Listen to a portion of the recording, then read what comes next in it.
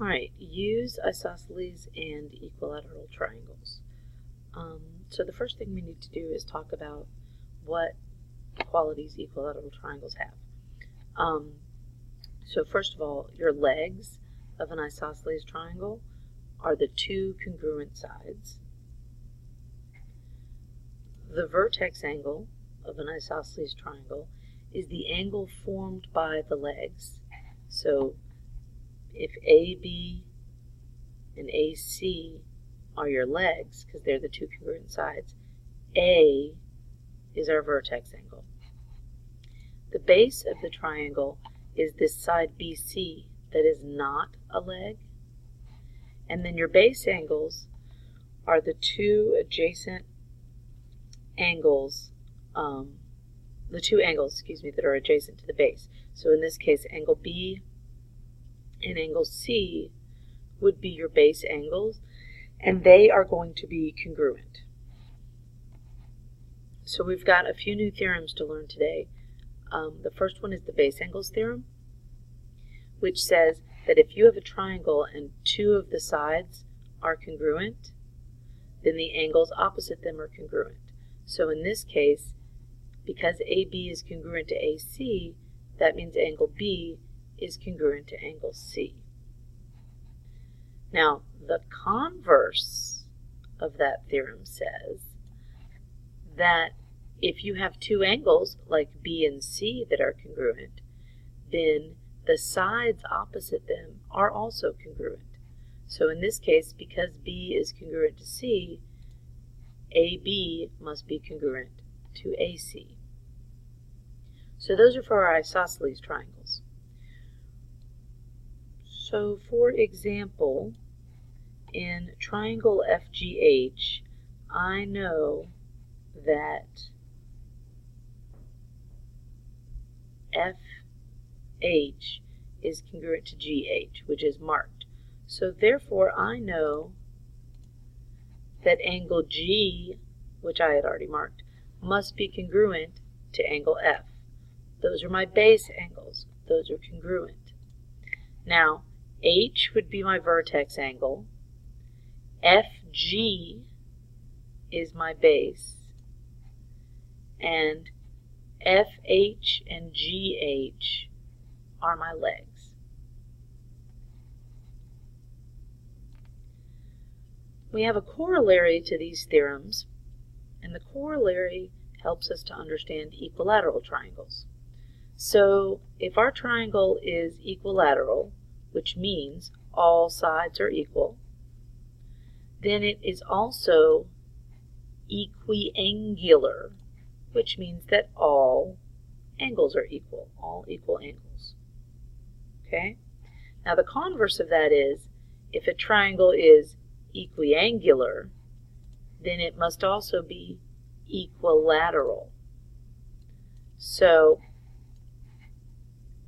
if you have all sides congruent, then all your angles are congruent.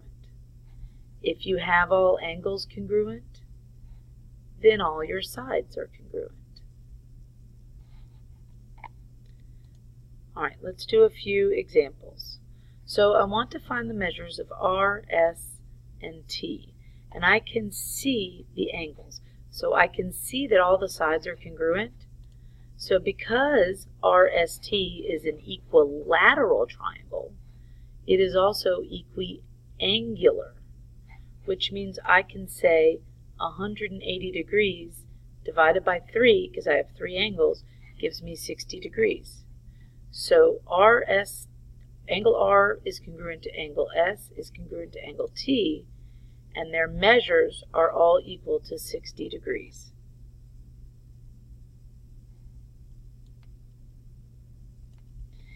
In example 3, we want to find the values of x and y in the diagram. So let's take a look. I can see that triangle JKL is equilateral. You have to look real close for these angle measure marks. Therefore, it's equiangular, So therefore it is equilateral. And if it is equilateral, that means all of my sides are congruent. So KL must be equal to JL, so X is equal to 8. Now when I'm looking at my Y values, it's in this little tiny triangle here, which I can see these base angles are congruent. And if the base angles are congruent, then that means my legs of this isosceles triangle must be congruent. So 2y is equal to x. We just found that x was equal to 8, so therefore y equals 4.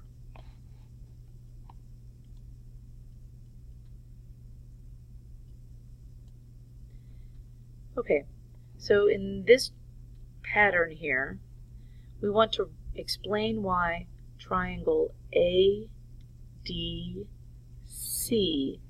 is equilateral. So if you see by our base angles theorem, this is a base angle A and this is a base angle D.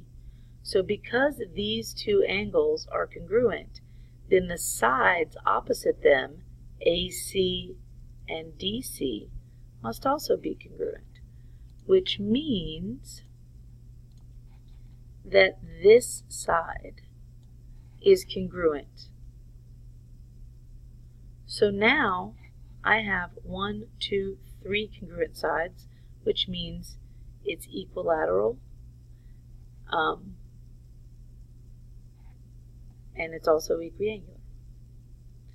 Alright, if I want to show that this triangle up top, ABC or CBA, is congruent to ADC, then I can see that by my base angles theorem, this is a congruent side and this is a congruent side. So angle ACB must be congruent to ABC. And so now I have two triangles that are congruent by angle, angle, side, angle, angle, side. So therefore my two triangles are congruent. Alright, last example before your practice. If FH is congruent to FG, so FH is congruent to FJ, those are two sides of a triangle. So now they've become legs and they're congruent. Well, that means my base angle H and my base angle J must also be congruent. And if we are told that this little tiny piece at the top, FGK, is equiangular, that means all three sides are congruent.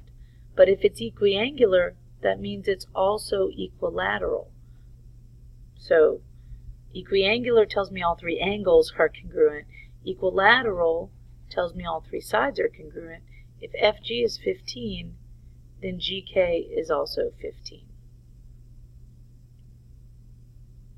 Alright, pause the video and try the practice problems, and then I've got the answers posted. So in number 1, x equals 9, y equals 11. Number 2, x equals 6, y equals 13. Number 3, x equals 3.5, y equals 9. Number 4 is actually a little difficult. Y equals 5 and x equals 12. If you missed this one, this is actually a rule that we'll learn in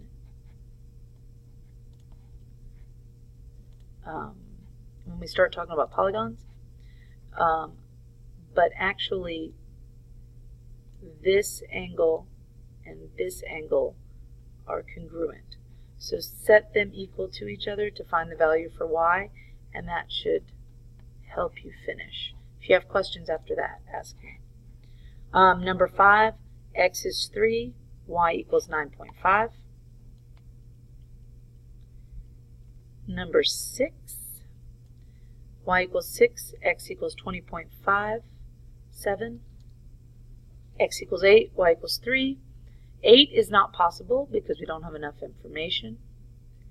9, x is 7, and the perimeter is 98 inches. 10, x is 6.75, and the perimeter is 149.25.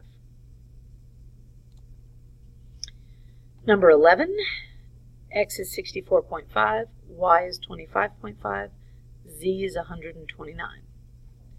Number 12, x is 58, z is 32, y is 32.